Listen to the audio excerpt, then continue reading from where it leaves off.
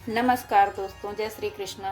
स्वागत है आप सभी का हमारे चैनल पर। दोस्तों, आज मैं आप लोगों के समक्ष एक प्रेरणादायी कहानी लेकर उपस्थित हुई हूँ। आशा है आप लोगों को कहानी पसंद आए। दोस्तों, कहानी का शीर्षक है सच्ची सुंदरता।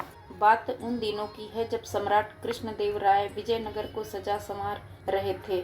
वह विजयनगर को ऐसा रूप देना चाहते थे कि लोग उसे देखकर स्वर्ग को भूल जाएं। उन्होंने इस कार्य के लिए देश विदेश से निपुण कारीगर, शिल्पी और माली बुलवाकर मनोरम बगीचे लगवाए, सुंदर महल में मंदिर बनवाए, सुंदर सड़कें बनवाई। मंत्री को आदेश था कि विजयनगर को सुंदर से सुंदर बनाने में कोई कसर न छोड़ी जाए। खजाने का मुंह खोल दिया था।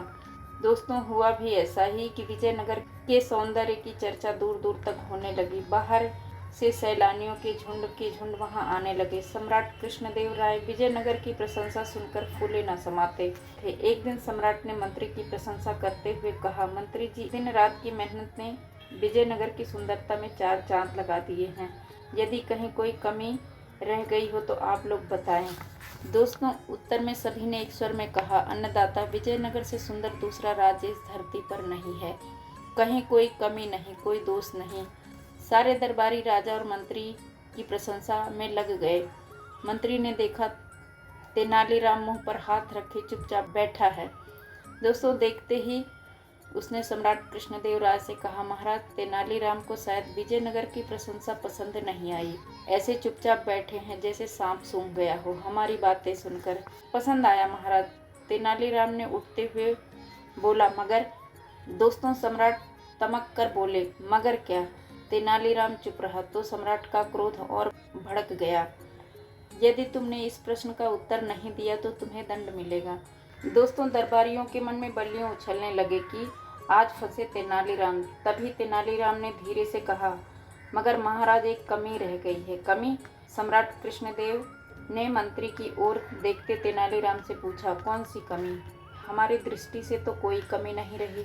इस कमी को आपकी कृपा दृष्टि ही चाहिए अन्नदाता, तेनालीराम ने कहा। ठीक है, सम्राट बोले, हमें दिखाओ वह कमी कहाँ है। कहते कहते वह उठ खड़े हुए। मगर याद रखना, यदि तुम कमी न दिखा सके तो प्राण दंड मिलेगा। तेनालीराम राजा और दरबारियों को साथ लेकर कमी दिखाने चल पड़ा। सभी चकित थे कि इतने सुंदर विजयनगर में ऐसी कौन सी कमी रह गई है जिसके कारण तेनालीराम प्राणदंड तक भोगने के लिए तैयार है। दोस्तों, अक्सर ऐसा देखा जाता है कि जब हम सम्राट कृष्णदेव राय नगर भ्रमण को जाते थे तो सड़कों पर प्रजा की भारी भीड़ उनका जय जयकार करती थी, उन पर फूलों की वर्षा करती थी। किंतु इस बार न इतनी प्रजा थी, न उसमें उतना उत्साह। सम्राट को बड़ा अजीब सा लगा। उन्होंने प्रश्न भरी दृष्टि से तेनालीराम की ओर देखा। तेनालीराम बोला, अन्नदाता, आप स्वयं प्रजा के बीच हैं। जो पूछना है उसी से पूछ लीजिए। सम्राट ने रथ रुकवाकर पूछताछ की। दोस्तों, पता चला कि विजयनगर को सुंदर बनाने के लिए मंत्री ने प्रजा पर तरह तरह के भारी कर लगा दिए हैं। आम नागरिक को तो 2 समय की रोटी जुटाना कठिन हो गया था। सम्राट कृष्णदेव राय को धक्का सा लगा। दोस्तों, कुछ दूर कारीगरों के डेरे थे। वह वहां गए तो और दुखी हो गए। और हर ओर गंदगी, न पानी का सही प्रबंध, न पानी की निकासी का, न सफाई का। सम्राट कृष्णदेव राय वहां अधिक समय तक ठहर न सके। दरबार में आकर घोषणा की, सारे बढ़े कर व नए कर वापस ले लिए जाएं। यदि प्रजा का जीवन ही सुंदर न बना तो विजयनगर की सुंदरता का क्या महत्व। दोस्तों, कहानी अच्छी लगी हो तो लाइक करें, सब्सक्राइब जरूर करें। धन्यवाद दोस्तों। जय श्री कृष्ण।